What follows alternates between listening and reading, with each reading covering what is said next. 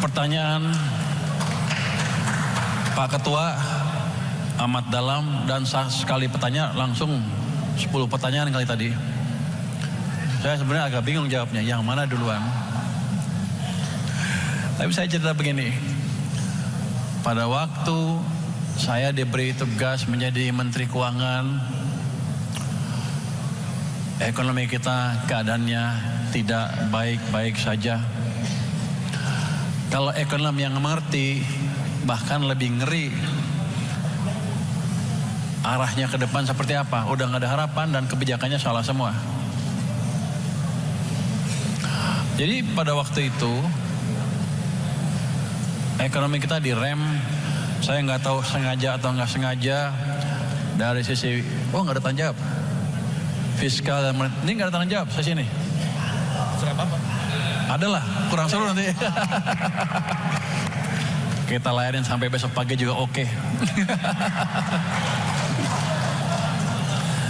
Jadi uang di sistem, saya ngomong ekonomi dikit apa ya, keadaannya buruk sekali.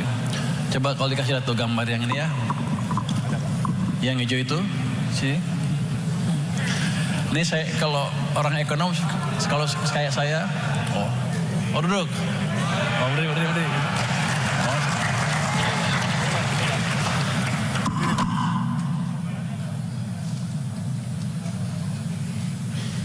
Izin berdiri. Ekonom tuh ngelihat ketika ekonomi melambat, saya juga nggak berapa tahu kenapa melambat, tapi saya lihat orang-orang turun ke jalan demo besar-besaran. Kita lihat apakah demo itu sebentar akan hilang atau tidak. Kita analisa kemungkinan besar nggak akan hilang kalau ekonominya nggak diperbaiki, dan mungkin kita akan masuk resesi dan awal tahun depan kita mungkin mengalami pergantian kekuasaan yang cost-nya besar sekali buat masyarakat kita. Kenapa saya so tahu?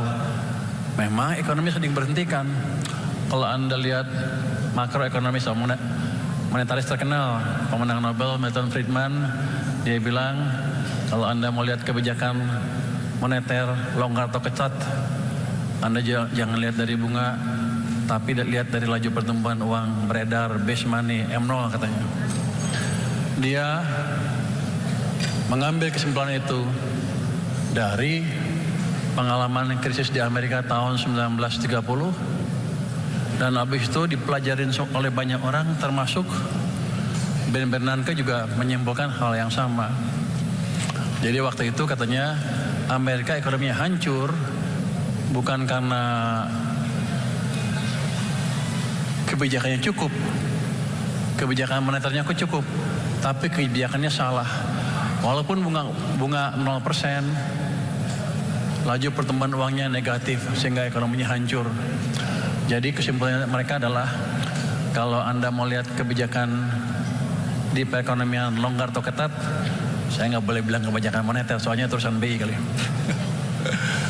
Anda lihat dari pertumbuhan uang bukan dari bunga. Karena saya belajar itu, waktu itu kan saya sekolah di Amerika 95 sampai 2000, krisis 97-98 kan. Sehingga sebelum pulang saya pelajari apa sih penyebab krisis kita. Sama aja ternyata kita juga sama melakukan kesalahan yang sama. 97-98 bunga kita naik, kita pikirkan kebijakan ketat untuk menjaga nilai tukar. Tapi pada saat yang bersamaan Bank Sentral injek uang sistem besar-besaran. Akibatnya apa? Bunga tinggi, real sektor hancur, uang banyak, rupiah hancur. Jadi tahun 97-98 itu kita membiayai kehancuran ekonomi kita. Itu pelajaran yang saya dapat dari krisis 97-98. Setelah itu saya perhatikan jangan sampai terulang lagi. Sepertinya ilmunya gampang, tapi banyak di antara kita yang lupa. Nih kalau saya lihat ya, mana ya? Tahun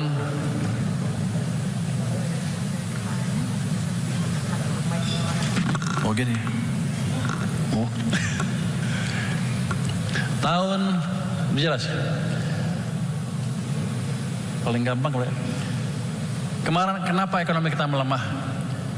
Karena uangnya dibuat nol sejak 2023 pertengahan terus ke bawah sini. Sepanjang 2024 pertumbuhan uangnya nol.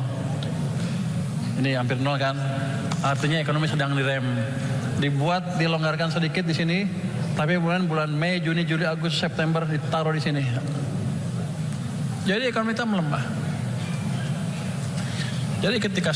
Jadi hampir pasti, kalau ini nggak dibetulin,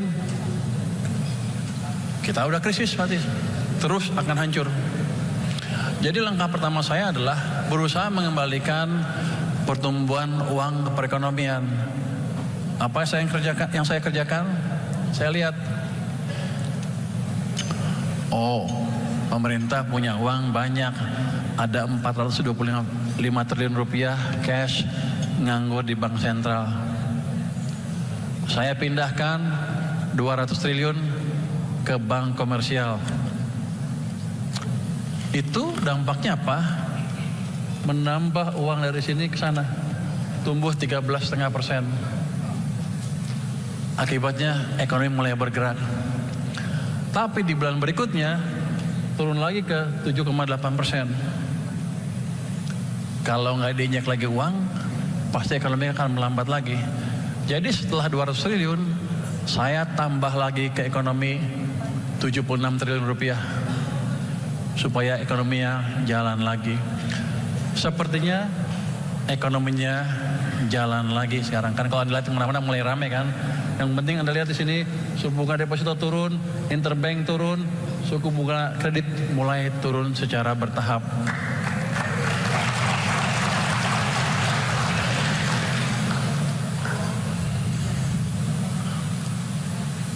Nah, ke depan gimana?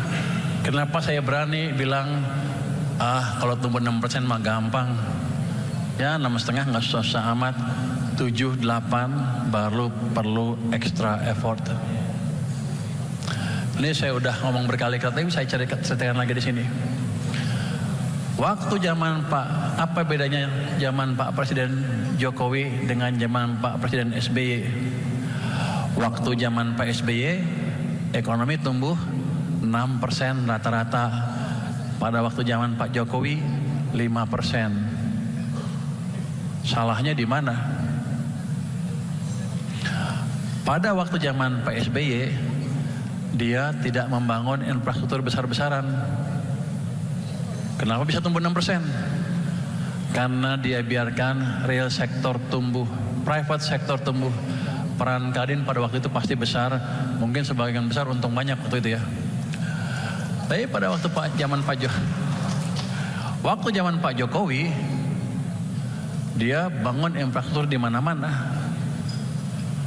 Tapi private sektor perannya sedikit. Akibatnya tumbuhnya cuma 5. Jadi di zaman Pak SBY yang jalan private sektor, pemerintahnya diam. Di zaman Pak Jokowi, pemerintah jalan private sektornya relatif diam. Yang private hasilnya 6%, yang government hasilnya 5%. Jadi kalau sekarang saya hidupkan dua-dua mesin ekonomi, government dan private sector, 6,5 enggak susah-susah amat. Saudara kan bertanya, tahu dari mana Purbaya bahwa waktu zaman Pak SBY yang jalan private sector? Kalau pembangunan infrastruktur kan udah clear, nggak kemana-mana waktu itu ya. Saya lihat dari sini, balik ke tadi gambar uang tadi. Gambar uang tadi bisa menjelaskan apa yang terjadi di perekonomian Indonesia dengan cukup detail. Kalau ekonominya pada pinter, cuman yang pinter cuman gua kayaknya.